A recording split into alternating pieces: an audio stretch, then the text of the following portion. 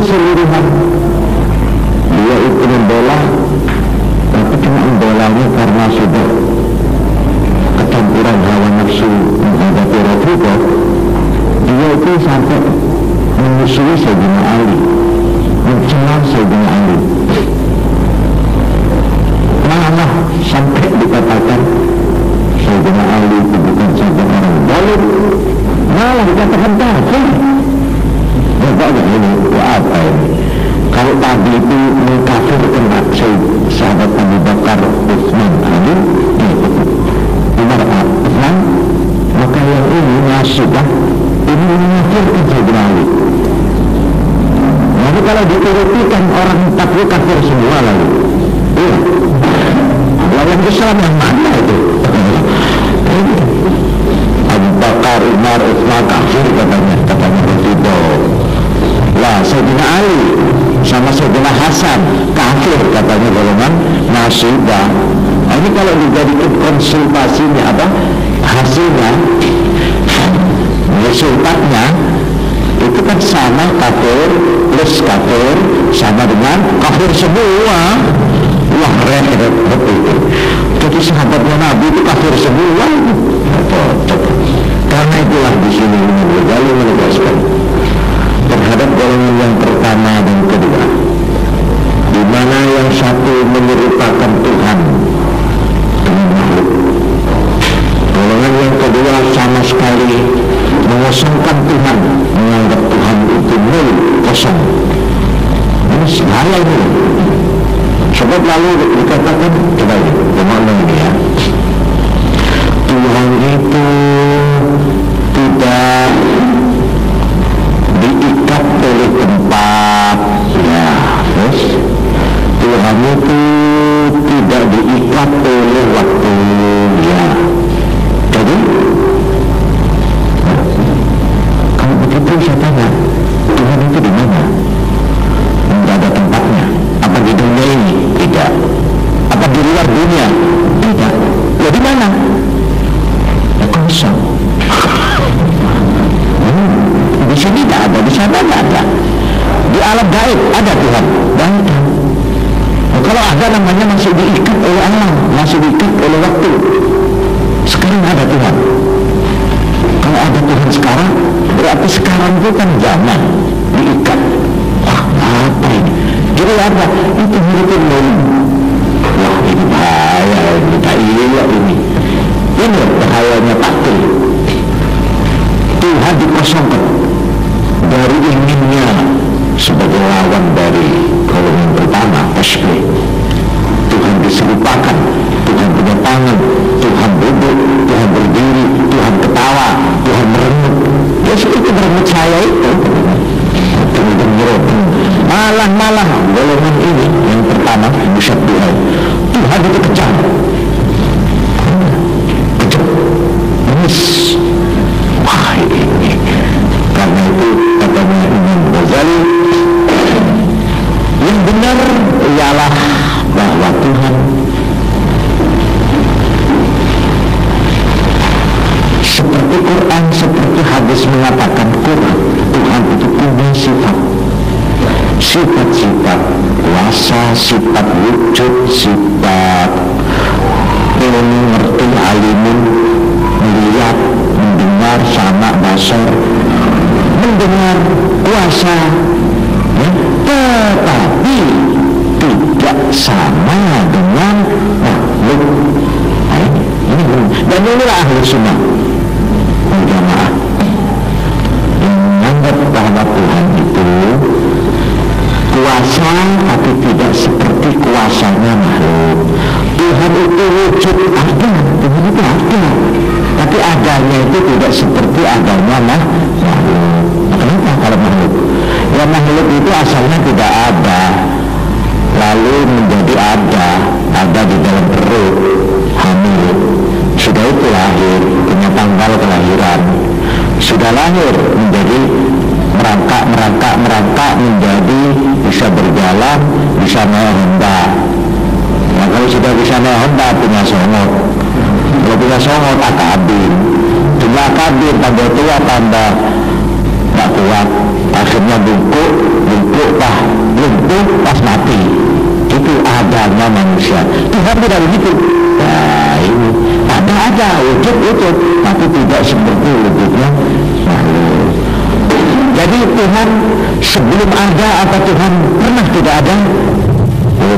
Tuhan selalu ada. Mulai kapan? Tidak ada mulai. Tidak ada mulai. Kalau ada mulai namanya itu seperti makhluk. Saya mulai tahun 55 lahir. Nah itu mulai. Tuhan tidak punya mulai. Nah kapan Tuhan berakhir umurnya? Tidak ada. Apa Tuhan sekarang sudah tua? Tidak. Tidak mengenal umum, tidak mengenal bayi, tidak mengenal muda remaja, tidak mengenal tua. Tuhan tetap ada. Ini paham ahli sunnah wal jamaah. Ini Imam Malik bin Anas memiliki pernah ditanya, Bapak Kiai, saya tanya apa? Saya mau tanya firman Allah Ar-Rahman 'alal 'arsy istawa. Apa yang ditanya? Ya Tuhan istawa itu artinya ya katakan saja duduk atau bersemayam atau berada di atas arsy. Ini bagaimana ini keterangannya, penjelasannya? Katanya Maliki. Jadi sampai datang ke sini ini mau ngurus Tuhan ya, mau ngurusi Tuhan. Ya bukan ngurusi gitu Pak, saya ini tanya mengenai masalah ini. Buat apa kepentingannya kamu ngurusi Tuhan itu apa? Katanya, kalau sudah tahu jawabannya, buat apa? Kan lebih baik sampai ngurusi belanjanya istrinya sampean. Ngurusi negara, ngurusi apa? Mau datang-datang kok ngurusi Tuhan? Kamu tanya ini saja sudah salah. Ngurusi gini ini sudah salah. Ini bukan bidangmu, bukan bidang saya, bukan bidang kita manusia. Kita tidak usah usil. Apa usil? Usil itu campur tangan. Itu wewenang itu Tuhan, itu biarkan Tuhan sendiri sudah. Tidak usah kita ikut melindungi Tuhan. Tuhan itu di mana? Itu ngurusi Tuhan. Bahwa Tuhan duduk itu sudah pernah duduk. Tapi tentu tidak seperti duduknya pada. Duduk itu macam-macam. Kalau berkaki empat, yang namanya duduk itu bagaimana?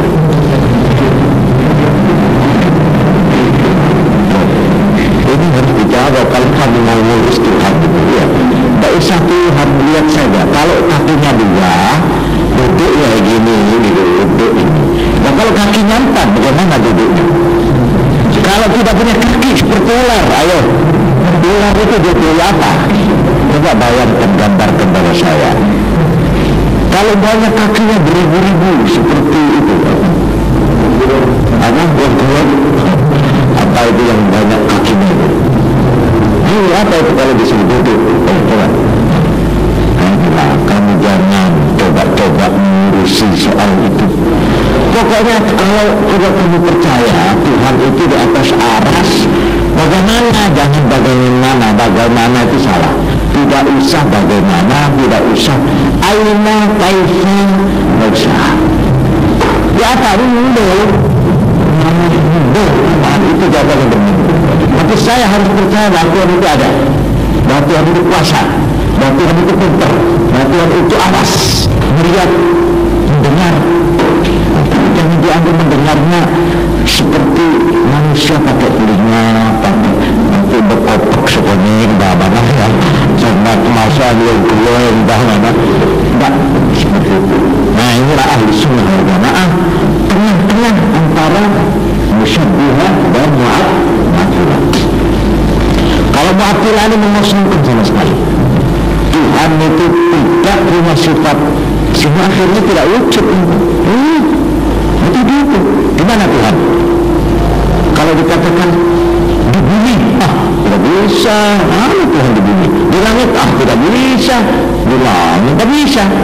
Jadi Tuhan di bumi tidak ada. Di langit tidak ada. Di mana? Dan di mana anak?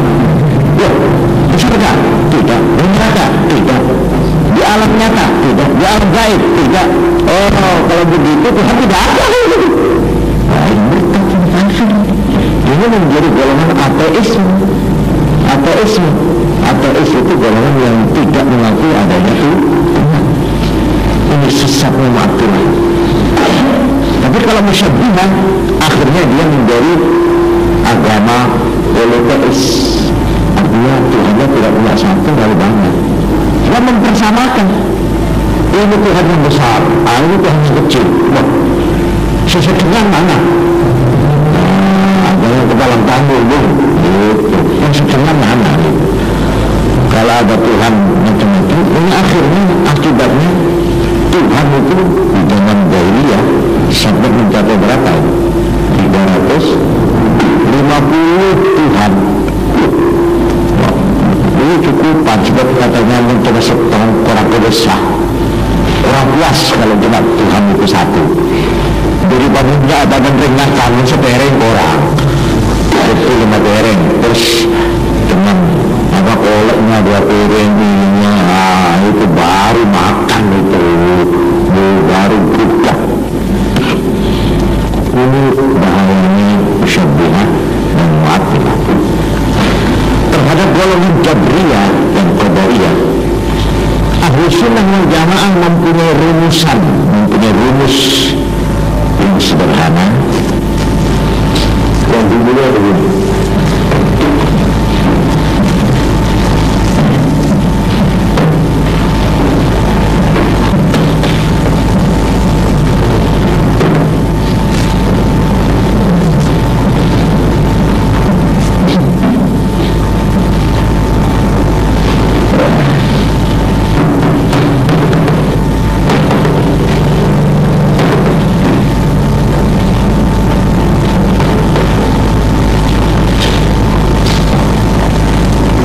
Rumusnya al-kasabu minal abdi. Kasab itu usaha atau ikhtiar atau upadaya. Upadaya itu dari hamba. Wal masyiatu kerso. Masyiah itu dari sya'a yasha'u. Masyiah insya'allah menghendaki. Masyiah kehendak Tuhan. Masyiah minallah dari Allah. Artinya dengan gampang saja, gampang-gampangan, manusia yang berusaha tapi berhasil atau tidak berhasil, apa katanya siapa? Allah. Ini benar. Ini tengah-tengah ini. Ahlus Sunnah wal Jamaah. Sebab begini, kalau Jabriyah, manusia ini dianggap tidak punya pilihan, semuanya ditentukan oleh Tuhan. Dia lahir, dia mati, dia sakit, dia sembuh, ya, dia baik, dia jahat, dia celaka, semua Tuhan. Manusia tidak punya usaha, tidak punya pilihan.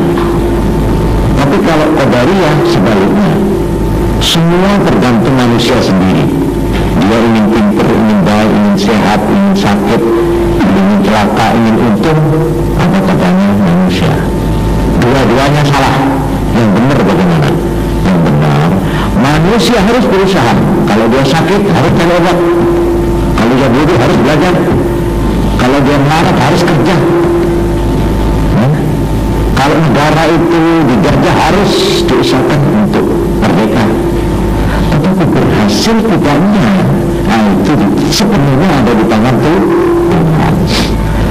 Karena itu paham Ahlus Sunnah alhamdulillah sudah berkembang di Indonesia ini dengan kuat sekali, baik dalam bidang umum maupun pemerintah resmi. Di mana sekarang semboyannya kita manusia mempunyai rencana, tetapi Tuhan yang menentukan berhasil tidaknya rencana itu. Manusia berusaha, keputusannya di tangan Tuhan. Atau kalau dalam bentuk tampilan bentuk cipta, maka saya bilang bentuk cipta adalah manifestasi daripada paham Ahlus Sunnah wal Jamaah sudah kuat di Indonesia. Coba tukang pijat orang tua-tua itu. Kalau kita nggak tukang cek sana beres nah itu betul. Itu rumusan sederhana, tapi itulah harus sederhana. Kalau kita tukang cek belum, perkara hasil baru kalau tukang ini, itu semua betul begitu. Nah itu harus senang itu. Kita harus senang. Dari kasab itu usaha itu dari manusia. Nah kalau manusia nggak usaha, apa artinya surga dan neraka? Ya. Semua jadi jahat karena Tuhan. Bagaimana? Ini karena Tuhan. Tapi itu karena Tuhan. Kalau semua Tuhan tidak boleh dimasukkan neraka itu. Ini semua yang bikin Tuhan, bukan saya. Tidak semua yang dimasukkan neraka. Kalau saya dimasukkan neraka berarti saya itu tidak dapat keadilan ini. Kayaknya saya cuma permainan tak menjadi bola itu. Saya tak punya pilihan, tak ingin jadi saya sebenarnya tidak ingin jadi maling. Tapi dari mana? Tuhan. Ini Tuhan. Semua Tuhan. Jadi Tuhan memberi sampah, menjadi alamat dari segala-galanya, baik buruk Tuhan. Nah, kalau ada orang bilang begini, ya, kami jawabnya mana? Ahli sunnah menjawab begini. Ini, makan, itu jangan pandangan, gimana? Dia bocor itu, tak bisa. Ini, makan, apa itu telur? Ini, kalau telur boleh, bagus, biar makan, goyang-goyangkan telur. Tapi tidak adil. Ini semua dari satu sirip.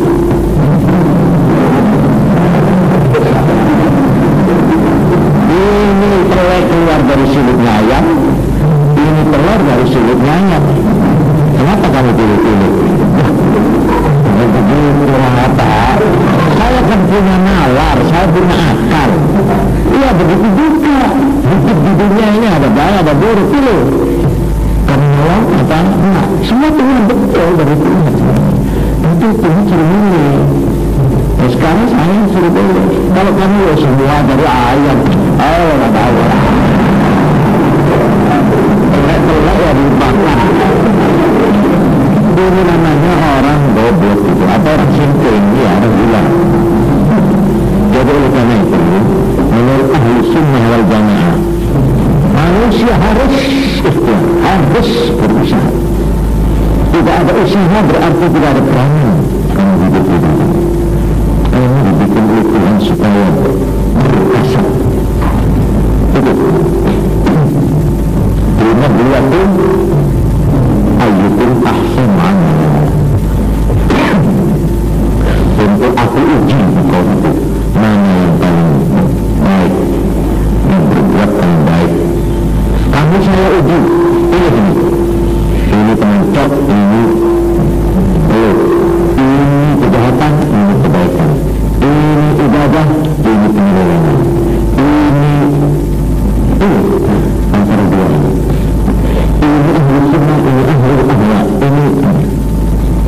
Jadi kalau ada orang kenapa umat Islam ini kok macam-macam kok ada ahli sunnah, ada tidak ahli sunnah, ahli bid'ah, ahli akhlak, tidak sama satu saja. Itu kamu kalau tanya begitu sama dengan tanya kenapa tak di dunia ini tak ada orang kafir itu? Kok enggak Tuhan itu bikin saya manusia ini Islam semuanya, beriman semuanya, semuanya masuk surga. Beres, tidak ada urusan. Kalau di luar dulu ini, iya, beri kebenaran kan. Menurut Tuhan datang ya. Kamu merasa lebih pantas dari Tuhan ya. Mau memberi kursus sama Tuhan ya. Ini kamu minta minta ya. Kamu jangan bicara begitu kan. Justru kita ini disuruh berbeda oleh Allah. Kita berbeda-beda. Ada bangsa Indonesia, bangsa Cina, bangsa. Kenapa? Tidak satu bangsa semuanya. Gila itu bertanya. Sama dengan gilanya. Kenapa Tuhan beri macam-macam anggota? Ada mata, ada hidung, ada mulut, ada kuping. Ya, lebih repot juga. Untuk sakit kuping, minta ke dokter kuping. Tenggorokan,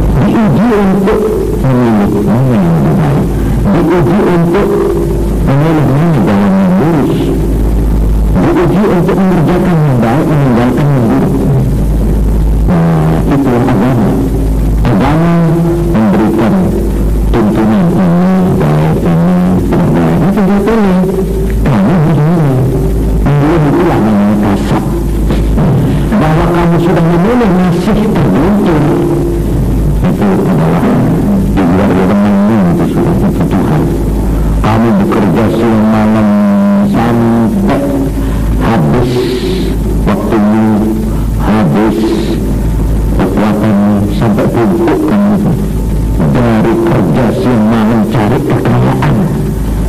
Umurmu habis 70 tahun untuk mencari kekayaan, toh kamu masih tetap melarat. Nah, itu sudah Tuhan. Kamu usaha bekerja, itu usaha. Berobat sudah, semua dokter sudah saya pergi, sudah semua tak boros. Akhirnya masih mati juga.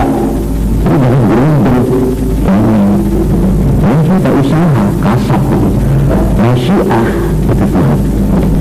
Karena itulah menurut ahli sunnah wal jamaah, tiap-tiap kita berusaha atau berbuat sesuatu harus dibarengi dengan kata-kata insya Allah. Itu semboyan ahli sunnah wal jamaah. Jangan membolehkan usahanya sendiri. Saya akan sekolah, sebentar lagi saya jadi insinyur. Kalau saya jadi insinyur, saya pegang jabatan, semua negara ini saya pegang. Jangan bicara begitu. Saudara jawab tak itu ya. Saya mau sekolah, saya ingin jadi insinyur, insya Allah berhasil.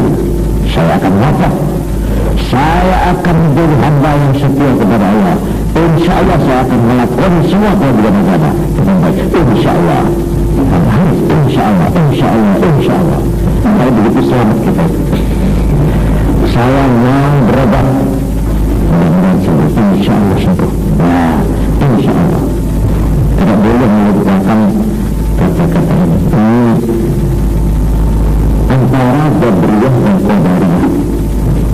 Lalu terhadap golongan yang kelima, yaitu golongan Rafidah dan Nasibah Ahlussunnah wal Jamaah, menyatakan pendiriannya, menyatakan sikap pendapatnya, yaitu pertama, cinta kepada Nabi dan keluarganya, cinta kepada Nabi dan kepada Sayyidina Ali, cinta.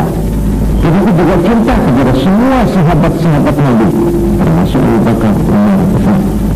Dua-duanya kami cintai, dua-duanya kami junjung tinggi, dua-duanya kami senang, dan kami tidak berani mencela salah satu di antara. Apalagi sampai mengafir-ngafir kemuliaan saudara berani. Mencela Sayyidina Ali tidak, mencela Sayyidina Abu Bakar tidak. Kami tetap menghormati dua-duanya, tetap cinta dua-duanya. Tetapi saya pendirikan semua jemaah bahwa Sayyidina Abu Bakar yang menjadi pengganti Rasulullah itu sudah betul, sudah betul. Karena memang Abu Bakar sekalipun dia bukan keluarga dekat, bukan famili, tapi beliau orang yang memang disaksikan kesetiaannya, kebaikannya kepada Nabi, ataupun kesetiaannya kepada Tuhan, memang orang as-siddiq betul. Ini menyaksikan itu bukan cuma sahabat, Quran, Tuhan yang mengatakan sangat apa itu? Tuhan apa? Dialah orang yang kedua, sangat orang keduanya dari orang dua, yaitu sahabat Abu Bakar dikatakan orang kedua, sangat orang keduanya orang dua. Ini kan Quran sudah menegaskan. Dan waktu Nabi sakit, itu Nabi suruh minum dan tidak Nabi itu sahabat Abu Bakar. Coba kalau kanjeng Nabi sudah percaya, mempercayakan untuk menjadi imam mengganti Nabi kepada Sayyidina Abu Bakar, apakah tidak sudah selayaknya sesudah Nabi meninggal pimpinan itu diserahkan kepada, dipercayakan kepada Abu Bakar? Ini pendirian Ahlussunnah wal Jamaah. Jadi susunan yang sudah ini sudah tepat menurut Ahlussunnah. Nabi meninggal, menggantinya adalah Khalifah Abu Bakar As-Siddiq, sudah betul. Sudah itu Umar sudah betul. Sudah itu Utsman bin Affan sudah betul. Sudah itu Sayyidina Ali sudah betul. Dan sesudah Sayyidina Ali diganti oleh Hasan bin Ali. Sesudah itu nanti dalam riwayat Sayyidina Hasan itu lalu mundur, lalu jabatan kepala negara diserahkan sahabat Muawiyah bin Abi Sufyan. Mulai Muawiyah inilah disebut golongan Umayyah Bani Umayyah. Sufyan ini dari kelompok Umayyah, suku Umayyah, Umayyadin, kerajaan Umayyadin itu dimenai oleh Sufyan oleh Muawiyah. Jadi Muawiyah inilah sudah memisahkan. Sebelum Muawiyah dinamakan Khulafaur Rasyidin, pengganti yang Rasyidin, Abu Bakar, Umar, Utsman, Ali dan Hasan. Ini yang disebut Al-Khulafaur Rasyidin. Muawiyah ke bawah itu namanya Umayyadin atau Bani Umayyah. Nanti ada lagi Abu Mansur, Abu Ja'far Al-Mansur, itu Abbas dari Bani Abbas, disebut Abbasiyah atau Abbasiyah. Jadi raja-raja Islam, pemerintahan Islam dibagi menjadi tiga. Satu, Al-Khulafaur Rasyidin, yang berakhir sampai Sayyidina Ali. Ada lagi yang mengatakan berakhir sampai Sayyidina Hasan. Jadi Khulafaur Rasyidin itu 4 atau 5. Ini yang oleh Nabi dikatakan fa'alaikum bisunnati wa sunnati Khulafaur Rasyidin. Kamu kalau sudah besok ada pertentangan apa-apa, pegang teguhlah jejak saya dan jejak pengganti-pengganti ini. Ini ahli sunnah wal jamaah ini yang menuju di Gauteng. Fa'alaikum bisunnati wa sunnati Khulafaur Rasyidin. Terus yang kedua, periode yang namanya Bani Umayyah, Umayyadin. Periode kedua. Periode ketiga Abbasiyah, Abbasidin. Abbasidin ini, Abbasiyah, berakhir pada tahun 1358. Itu hancurnya kota Baghdad, musnahnya kota Baghdad sebagai ibu kota kerajaan Islam. Itu merupakan akhir daripada perjalanan periode Abbasidin yang Abbas. Tahun 1258